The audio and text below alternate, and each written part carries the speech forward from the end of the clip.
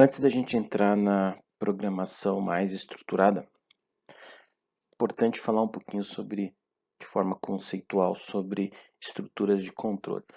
O programa, ele nada mais é do que uma sequência de comandos, né? Esses comandos, eles geralmente estão em expressões ou sentenças e em linhas, né? Nós vamos escrevendo as linhas do programa como se a gente estivesse escrevendo uma receita, né? Instruções passo a passo. E isso tem uma estrutura. A primeira estrutura que a gente, né, uma estrutura mais simples, estrutura mais básica, é a estrutura sequencial, onde eu tenho uma sequência de comandos, né, um atrás do outro, né? Por exemplo, se eu criar uma variável A e atribuir um valor a ela, depois eu crio uma outra variável e atribuo um outro valor, depois eu faço um cálculo, né, dessas variáveis, e assim por diante. Então eu estou escrevendo linha a linha os meus comandos, né? Então aqui eu tenho uma estrutura sequencial, né? Eu tenho o início do meu programa e vou escrevendo ali as minhas linhas de comando até o final do meu programa. Então essa aqui é a estrutura sequencial, a estrutura mais simples que a gente pode ter no programa. E aqui eu não tenho nenhum tipo de controle de fluxo, por exemplo, se acontecer alguma coisa, faça isso ou faça aquilo. Isso aqui não tem. Nesse caso aqui eu não tenho esse tipo de ação, né? Então essa aqui é uma estrutura simples, né? Que é a estrutura sequencial.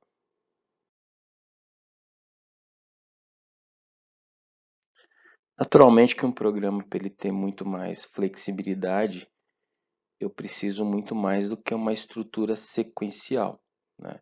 E aí nós temos algumas estruturas de controle que me permite eu controlar o fluxo do meu programa.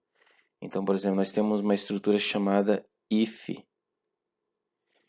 onde eu posso analisar uma condição, por exemplo, se A é igual a 1, por exemplo, e se for verdadeiro, eu executo uma estrutura de código para aquela condição verdadeira, ou caso ela não seja verdadeira, eu executo uma outra estrutura de código.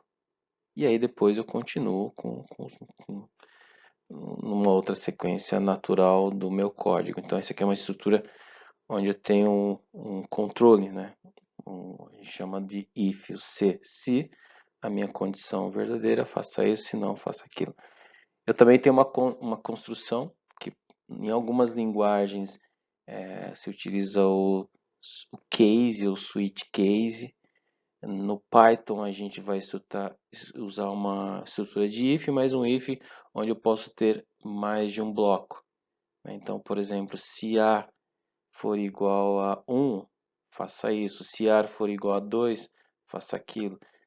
Se A for igual a 3, faça isso. Se A for igual a 4. Então aí eu tenho, na verdade não é uma condição onde eu vou analisar se é verdadeiro ou falso, mas eu vou ter várias condições. E de acordo com cada uma dessas condições, eu executo um determinado bloco de comandos. Então isso aqui me dá muito mais flexibilidade na minha programação.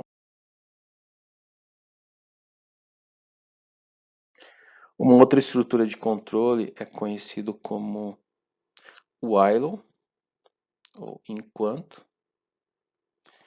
E, na verdade é um laço de repetição, né? O termo popular, o termo que a gente usa para definir essa estrutura de controle é laço de repetição, ou seja, eu tenho uma condição, né? Eu tenho aqui uma condição onde eu analiso, eu testo essa condição. Enquanto essa condição ela for satisfeita, eu vou executando esse bloco de comandos. Então, na verdade, eu vou repetindo. Né? Vamos supor que eu estou verificando que tem uma variável A, que ela começa como 0, e aí eu tenho uma condição, né, que eu vou colocar dentro do meu laço de repetição. Por exemplo, A menor ou igual a 10. Então, e aí eu vou incrementando dentro do meu bloco lá, o A, né, com valor 1, por exemplo. Eu vou A é igual a zero, depois eu incremento ele incremento com mais um, então ele passa a ser 1, passa a ser 2. Então, eu vou ficar dentro desse laço, né, repetindo um bloco de comando até que a minha condição ela não seja mais satisfeita. Quando ela não for mais satisfeita, eu saio do meu laço, né? Então, isso aqui é uma outra estrutura de controle que eu posso criar dentro do meu programa.